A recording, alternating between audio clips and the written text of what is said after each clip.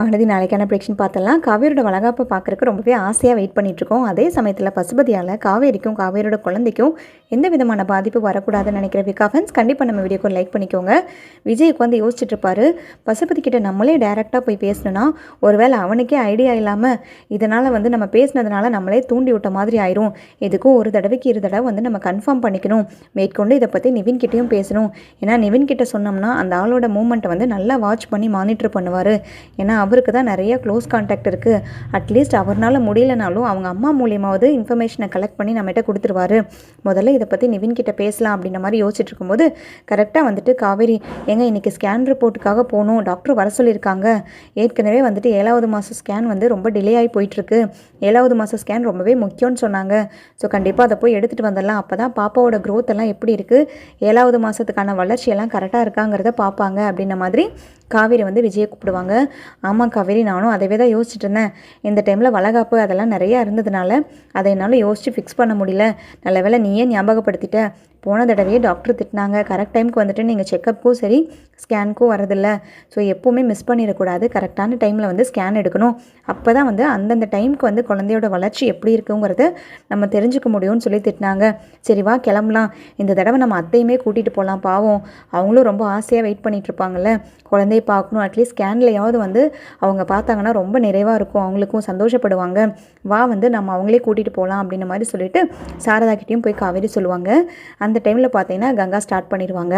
ஏன் காவேரி, உனக்கு இப்போ 7வது மாதம் ஆயிடுச்சுல்ல, அதுக்கு மேலேயே ஸ்டார்ட் ஆகிடுச்சுல்ல, அதே டைமில் தானே நானும் ப்ரெக்னென்ட் ஆனேன். எனக்கும் இப்போ 7வது மாதம், எனக்கும் ஸ்கேன் பண்ணுங்கிறது யாராவது யோசிச்சிங்களா?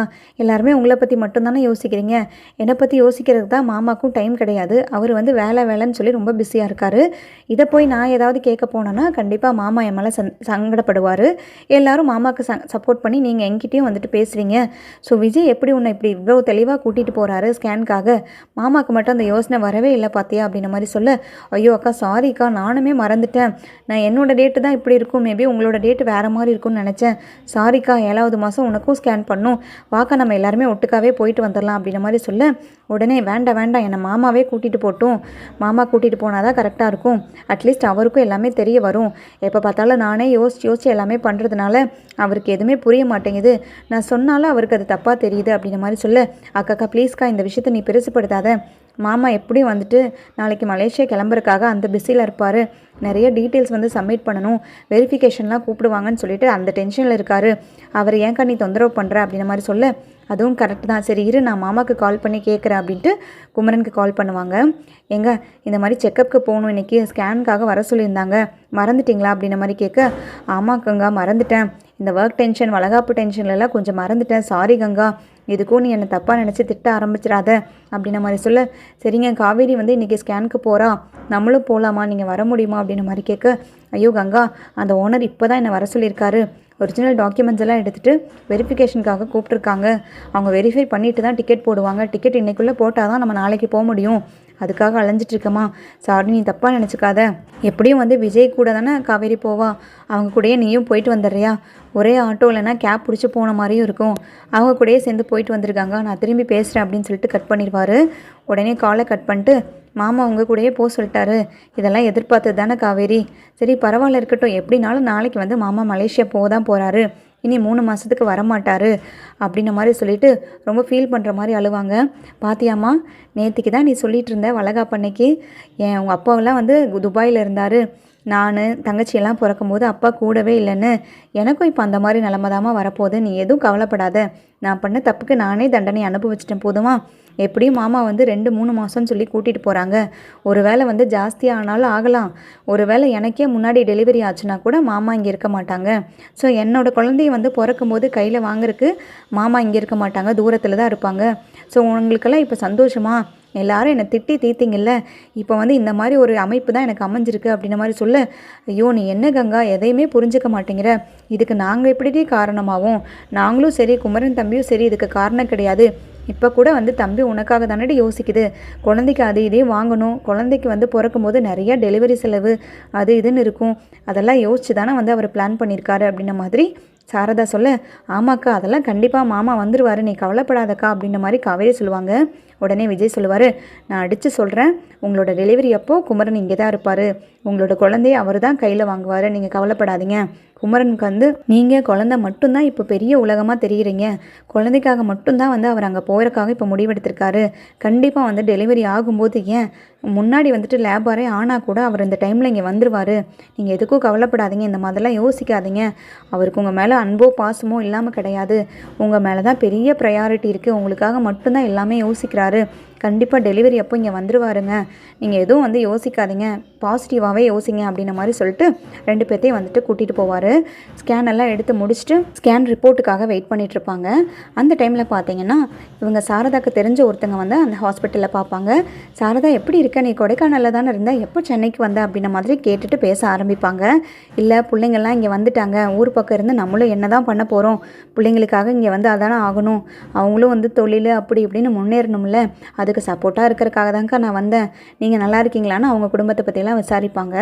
அப்புறம் இவங்க 2 பேர் தானே உன் பிள்ளைங்க, சின்ன சின்ன பிள்ளைங்களா இருக்கும்போது பார்த்தேன், நாங்கள் தான் முன்னாடி ரொம்ப சின்ன வயசுலேயே வந்துட்டு சென்னைக்கு வந்தாச்சுல்ல, அவருக்கு ட்ரான்ஸ்ஃபர் ஆகிருக்கும் போது இவளுங்கெல்லாம் அப்போ சின்ன சின்ன பிள்ளைங்களா இருந்தாங்க, பார்த்தியா இப்போ எவ்வளோ பெருசாக வளர்ந்து இப்போ இவளுங்களே மாசமாக இருக்காங்களா அப்படின்ன மாதிரி கேட்க, ஆமாம்மா 2 பேருமே மாசமாக இருக்காங்க, அதுதான் பெரிய பொண்ணு, இதுதான் சின்ன பொண்ணு அப்படின்ன மாதிரி 2 பேர்த்தையும் இன்ட்ரடியூஸ் பண்ணி வைப்பாங்க. அந்த டைமில் பார்த்தீங்கன்னா, என்ன சாரதா ஒரே வீட்டில் 2 பிள்ளைங்க மாசமாக இருக்கா, ஒரே வீட்லேயே இருக்கீங்க அப்படின்ன மாதிரி கேட்க, ஆமாங்க்கா ஒரே வீட்டில் தான் இருக்கும், பெரிய பொண்ணு சின்ன பொண்ணு 2 பேரும் ஒரே வீட்டில் தான் இருக்கும், ஏன்னா 2 பேர்த்தையும் நான் கவனிச்சுக்கணும்ல, ஒரே வீட்டில் இருந்தால் தான் சௌரியமாக இருக்கும்.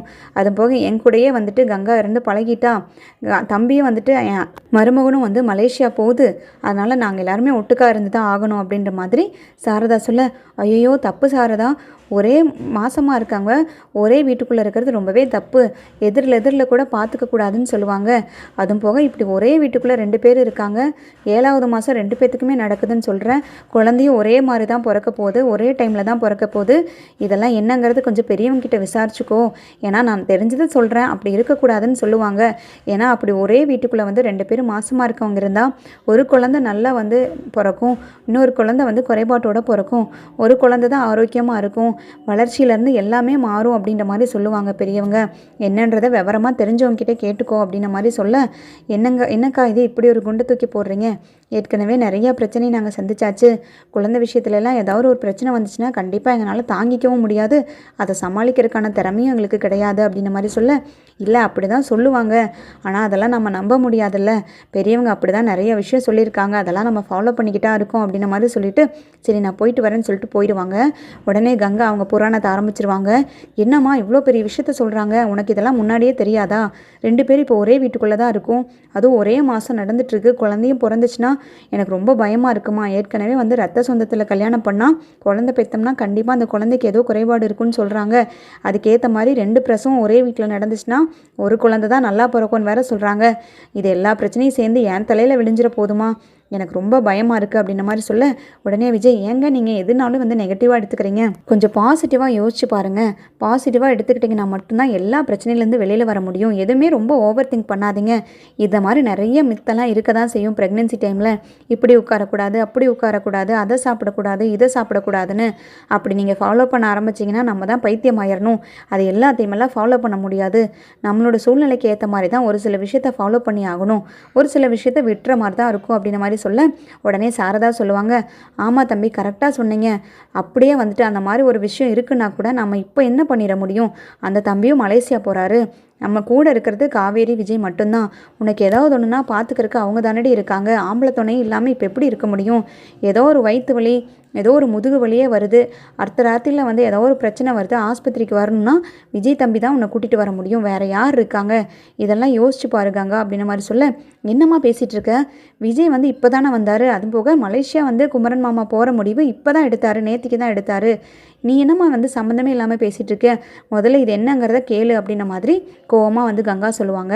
உடனே காவேரி விஜய்கிட்ட, எங்கள் அக்கா அடுத்த பிரச்சனையை ஆரம்பிச்சிட்டாங்க, இதுக்கெல்லாம் என்ன முடிவுனே எனக்கு சுத்தமாக தெரியலைங்க, இவங்களும் சரியாயிருவாங்க திருந்திடுவாங்க மாறிடுவாங்கன்னு பார்த்தா சுத்தமாக மாறுற மாதிரியே தெரியல அப்படின்ற மாதிரி சொல்ல, ஆமாம் காவேரி அதுதான் வந்துட்டு குமரனுக்கு இருக்க பெரிய டென்ஷனே இப்போது, கங்கா வந்து மாறிட்டாங்க, அவங்க வந்து மனம் வருந்தி வந்து திருந்திட்டாங்கன்னு நினச்சிட்டு இருந்தாரு குமரன். பட் இப்போ அவங்களோட ஆக்டிவிட்டிலே தெரியுது இவங்கக்கிட்ட எந்த சேஞ்சஸுமே இல்லைன்றது. அதனால தான் குமரனே வந்து மலேசியா போகணுன்றதுக்காக முடிவெடுக்கிறாரு.